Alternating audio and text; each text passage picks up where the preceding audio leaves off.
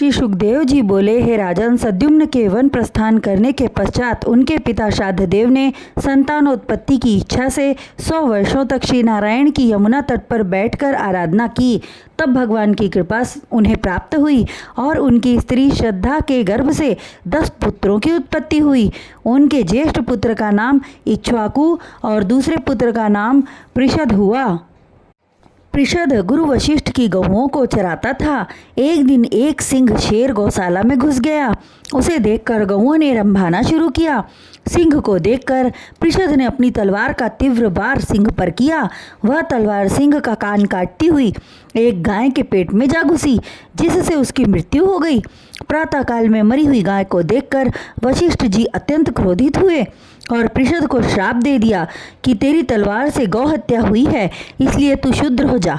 वशिष्ठ जी के श्राप को शिरोधार्य कर पृषद ने ब्रह्मचर्य धारण कर माया मोह का त्याग कर दिया और वन में जाकर भगवान श्री नारायण की आराधना करने लगा। एक दिन वन में आग लग गई और उसी आग में वह जल गया। हे राजा परीक्षित, श्राद्धदेव के तीसरे पुत्र कार्व थे। वह छोटी अवस्था में ही परमहंस हो गए। चौथे पुत्र करुष से क्षत्रियों की उत्पत्ति हुई। पांचवें पुत्र धीरिष्ट हुए। उनसे धरिष्ट जाति के क्षत्रिय उत्पन्न हुए। नृग उनके छठे पुत्र हुए। नृग से सुमति, सुमति से भूत ज्योति, भूत ज्योति से वसु, वसु से प्रतीक, प्रतीक से ओधवान उत्पन्न हुए। मनु के सातवें पुत्र नभग से नाभ नामक पुत्र उत्पन्न हुआ और उनके कई पीढ़ियों बाद मरुत नामक संतान उत्पन्न हुई, जो चक्रवर्ती राजा हुआ। मरुत के पुत्रों का नाम दम था। दम के पुत्र राज्यवर्धन, राज्यवर्धन के सुधृति, सुधृति से नर नामक पुत्र उत्पन्न हुआ।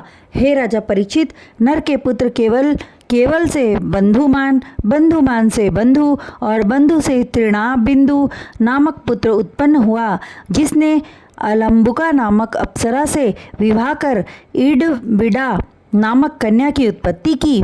ईडविडा नामक कन्या विश्रवा ऋषि से ब्याही गई। उसके गर्भ से कुबेर जी ने जन्म लिया। तृण बिंदु के दूसरे पुत्र विशाल ने वैशाली नगरी बसाई। उनके पुत्र हेमचंद, हेमचंद से धूम्राक्ष, धूम्राक्ष से संयम, संयम से कृशाश्व एवं देवराज हुए।